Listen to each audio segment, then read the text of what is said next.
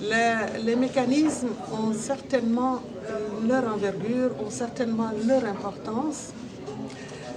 Mais le problème en fait de fond qui se pose, c'est que nous avons aujourd'hui des problèmes d'ordre politique qui peut-être ne peuvent pas être pris en charge par ces mécanismes-là. Maintenant, il s'agit de savoir, y a-t-il moyen de les rendre plus performants de manière à ce qu'ils prennent en charge ces problèmes-là? Parce qu'il y a une chose qu'on ne doit pas perdre de vue, c'est que les leaders traditionnels jouent un rôle dans la gestion des conflits. Maintenant, jusqu'où peut-il aller dans la gestion? C'est là que réside la question. C'est une question qui n'est pas seulement pour les chercheurs, mais c'est une question à laquelle nous devons tous faire face.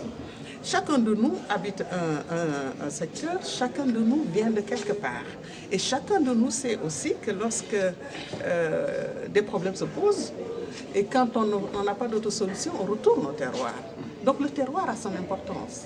Donc si le terroir a son importance, maintenant il s'agit de savoir comment pouvons-nous lier les terroirs de manière à ce que les problèmes que nous avons aujourd'hui et qui sont globalisants soient résolus par les mécanismes des terroirs. Les recherches ont montré, et la réalité de tous les jours, il ne s'agit pas seulement de l'universitaire, la réalité de tous les jours a montré que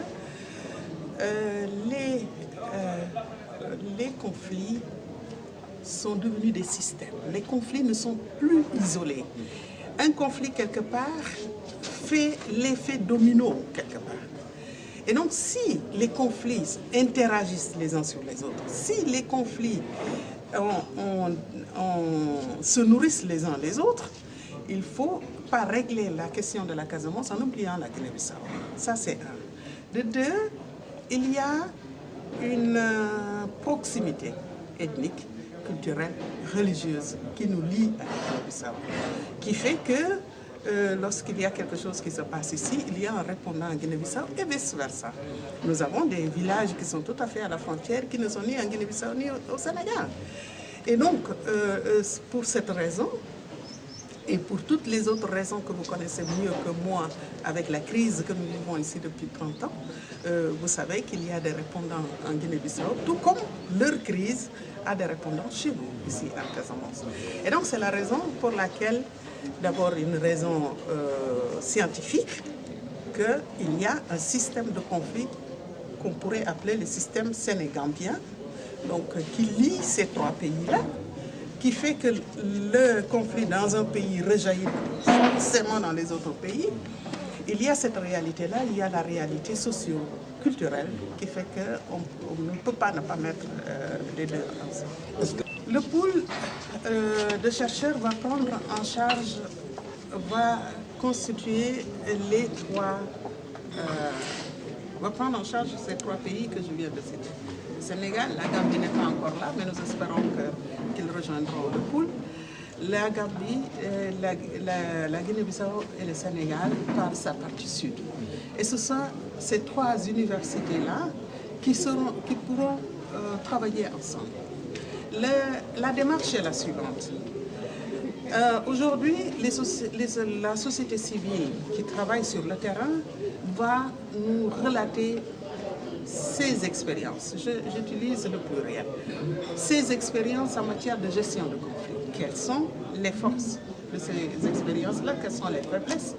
Et à partir des interrogations et des points non résolus de gestion de conflit, les chercheurs dégageront des axes de recherche pour améliorer, comme je l'ai dit tout à l'heure, renforcer s'il le faut, ou peut-être proposer des mécanismes alternatifs. Je n'en sais rien, je ne présage pas de ce qui va se passer, mais enfin c'est ça la démarche que nous voulons. Vous savez, un conflit, on sait toujours quand il commence, on ne sait jamais quand il finit. On peut avoir des mécanismes de gestion, mais je pense en toute sincérité, ça c'est mon opinion maintenant personnelle, je pense en toute sincérité que si nous mettons ensemble tous les acteurs, mais j'entends vraiment tous les acteurs, pas ceux qui travaillent sur le terrain tout simplement, mais il y a des acteurs de l'ombre sur qui certaines personnes s'appuient. Quelqu'un me disait, il y a des généraux qui, devant certaines personnalités religieuses traditionnelles, se mettent à genoux. Alors, si celui qui a le maniement des armes et qui a la force, il y a des gens devant qui il se met à genoux, et si on essayait de mettre cette personne-là, de le faire contribuer à la stabilité de la zone, c'est l'espoir que nous avons. Je ne sais pas si on ne les a pas suffisants.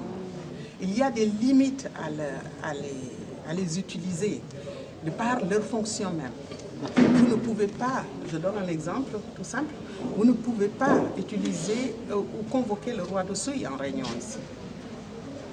C'est comme ça. Ce sont les limites même de ces fonctions qui font que vous ne pouvez pas le déplacer pour l'amener en réunion ici. Il vous enverra quelqu'un. Donc il y a des limites qui sont là, qui font que les organisations, quelle que soit leur bonne volonté, ils arrivent à un moment donné, ils sont devant une barrière. Maintenant, c'est un travail de longue haleine.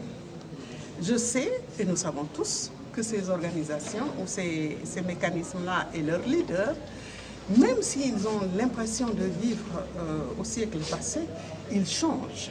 Et ils sont obligés de changer.